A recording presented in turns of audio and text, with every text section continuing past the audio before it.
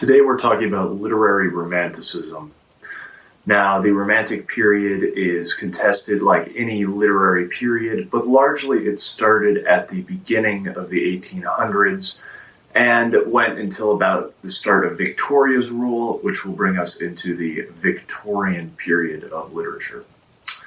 Now, history-wise, the Romantic period comes directly after the Neoclassical period, the stretch of the 18th century, which was largely defined by reinterpreting classical ideas, those of the Roman and Greek cultures in literature and painting and art, into a more modern sense. It's filled with loads of satires like Jonathan Swift or Alexander Pope. And there's this big focus on form and law and all these really big political ideas. Now, in most cases, literary movements tend to react against the movement that came before, and Romanticism is no different. So a lot of its tenets are heavily guided by ideas that go completely against the neoclassical or Age of Reason approach. So what are the tenets of Romanticism? Well, when you say romantic, people tend to think of it in terms of romance, in terms of love, love stories, romantic literature, such as romance novels. However, that is not what the Romantic period refers to. Much like modern, and then you capitalize it modern, romantic, and we capitalize it romantic, refers to the specific ideas of this period, which are largely based on a huge focus on the individual, the idea of nature and God being within nature. A poet or a writer needs to commune and appreciate nature and maybe even reinterpret nature or translate it depending on which side of the pond you are looking at. Another big idea for the Romantic artists was immortality. They believed in a literal immortality, but they really ended up achieving this through their works. And we'll see this heavily in the poems of Keats. So we'll go over a brief history and then just look at some of the major works of the period, the people you should know, and the books that you should be reading. So the Proto-Romantic period starts in the late 1700s, end of the Age of Reason, and there's a handful of influential philosophers and writers during this period. Perhaps most notably is Rousseau.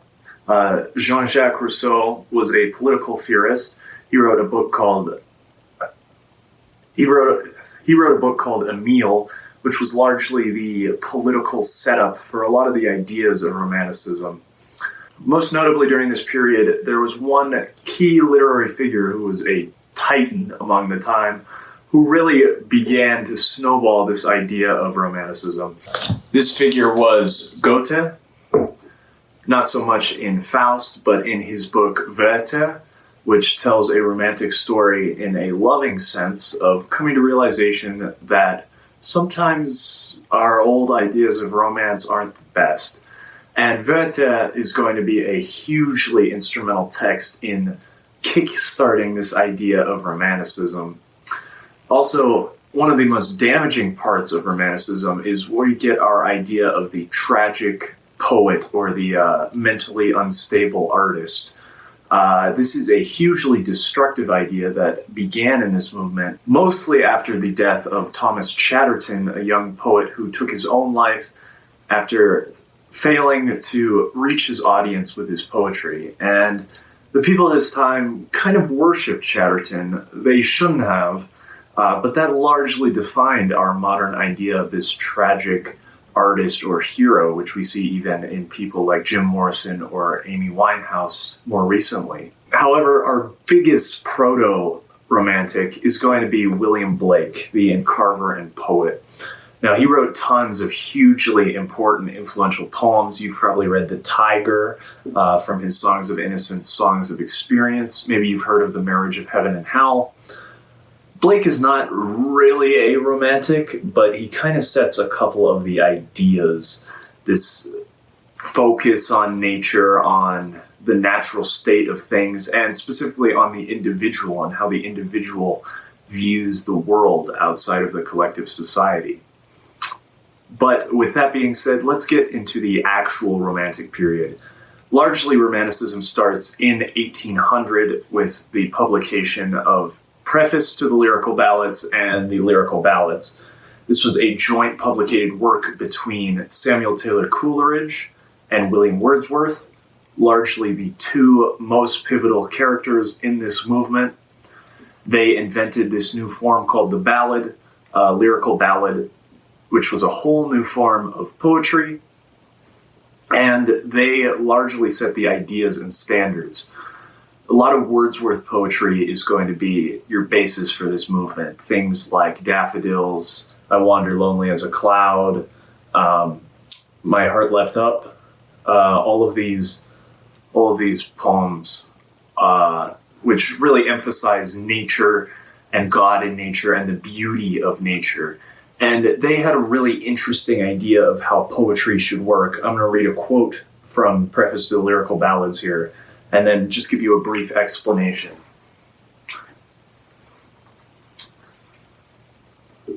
So here's a quote from the Preface to the Lyrical Ballads from Wordsworth.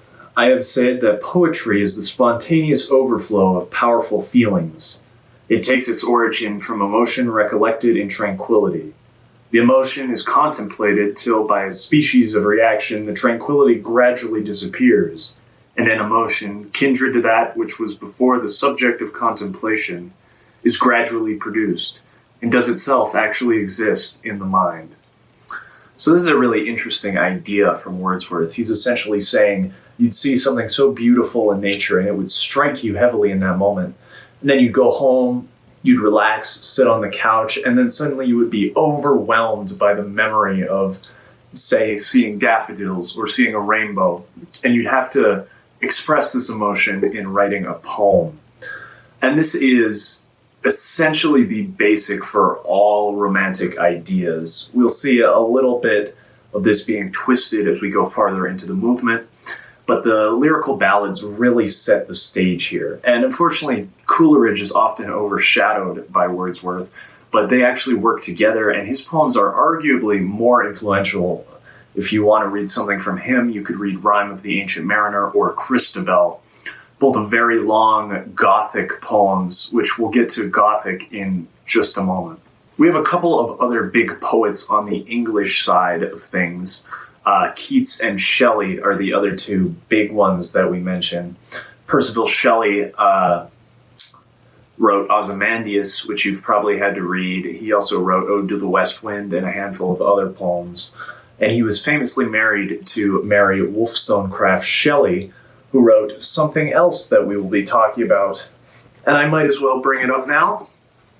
And that is Frankenstein. Frankenstein is largely seen as the start to the Gothic movement, along with Horace Walpole's Castle of Otranto, but we'll talk about that in a separate video. For Frankenstein, it heavily deals with Romantic themes, nature, the perversion of nature, the focus on the individual, but it is technically a piece of Gothic literature, which I'm going to explain Gothic when I get to Poe in just a little bit. However, this is a hugely influential text from this time and one that is definitely worth the read. There's also the poet Helena Maria Williams, who was on the English side of things. She's not nearly as well known, but she is a pretty great poet. The one I want to highlight is one of my all-time favorites, John Keats. He wrote loads of poems. To Autumn is probably one of his best, and lines you've probably heard a lot. Ode to the Nightingale and Ode to the Grecian Urn are also staples, both of which deal with this idea of immortality and living on through art, which is a really important idea to the Romantic movement. On the other side of the pond, Americans were taking this and reinterpreting it, wanting to make their own literature of the time. So they took the ideas and built on them in a strictly American way. The first guy to do this was America's big intellectual Ralph Waldo Emerson. Much later in the century, 1844, he published his essay The Poet, which largely defines American Romanticism. And Emerson's ideas were a little different than Coleridge's and Wordsworth. However, he mostly followed the same ideas, adhering to nature, a focus on the individual, but he saw the poet more as a translator, almost spiritual being, translating these forces that are in nature to the layman. And his ideas would go on to form something that we call transcendentalism, which mostly consists of Emerson and Thoreau, and is hugely a subset of the Romantic movement. Now, a lot of American writers at the time were following in the footsteps of Emerson because he was this leading intellectual. And so we get a lot of American romantics from the period, and a lot of them overshadow Emerson in our modern day. Poetry-wise, we get Emily Dickinson, who her father was a huge friend with Thoreau and Emerson, and so they would come over and speak to her, and she got to hear a lot of these ideas. She was hugely influenced by Wordsworth, although she went on to define poetry in her own right, and is largely one of, if not the, American poet today. If you want to read some of her work, I'd recommend Because I Could Not Stop for Death and Hope is the Thing with Feathers. Coming out a little later in this period, we get Hawthorne. Now, Hawthorne is a hugely American writer. A lot of his stories focus on Salem witch trials and his ancestry in Salem, puritanical backgrounds.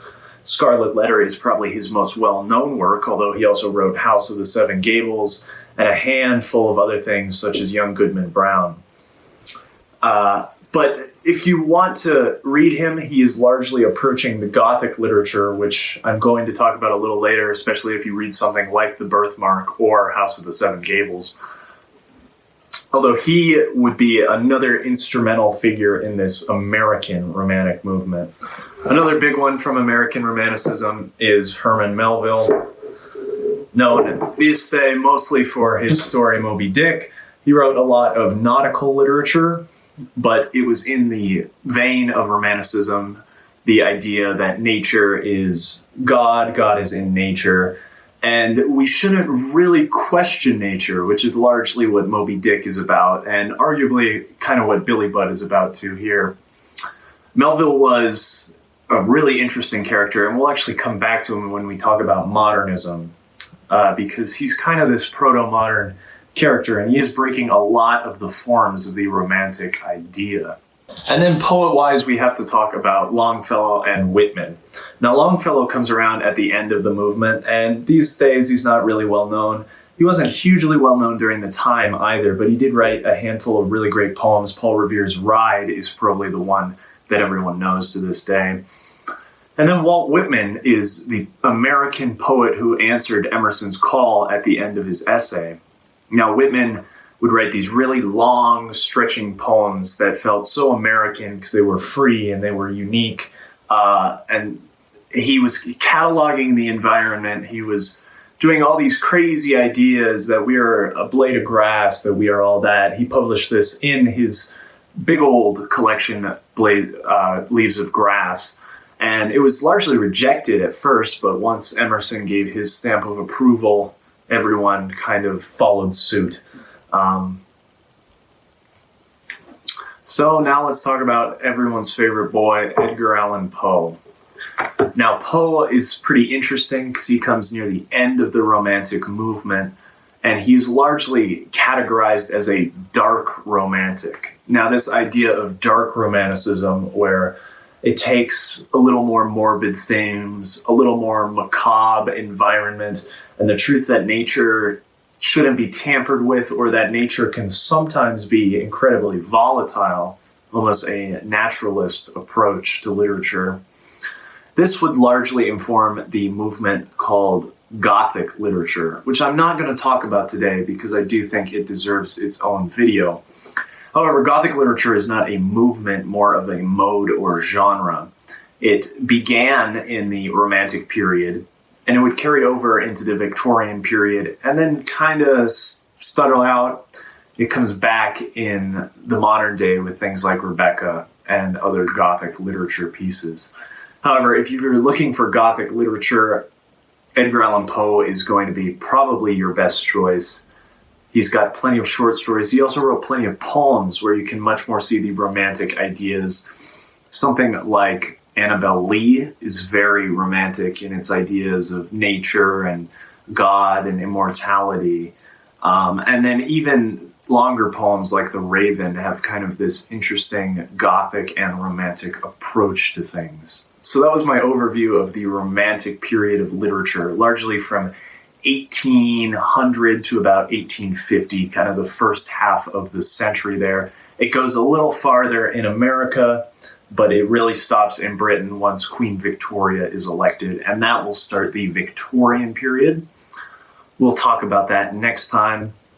I hope you learned something. If you have any questions about any of the authors' works or just general questions about the movement, feel free to leave them down below. I'd be happy to answer them.